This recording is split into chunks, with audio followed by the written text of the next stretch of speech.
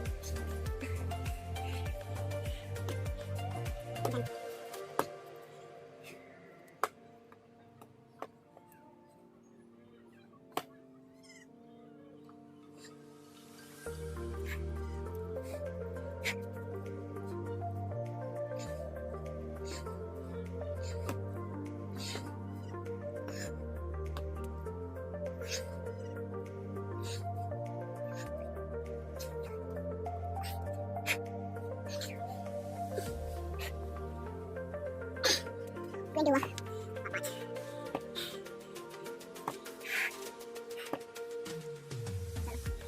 Sudah. 1, 2, 3, 4, 5, 6, 7,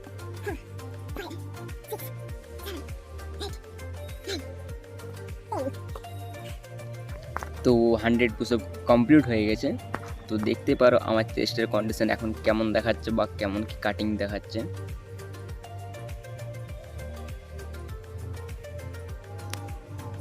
side chest দেখে নাও কেমন হয়েছে, সবাই কমেন্ট করে বলবে অবশ্যই।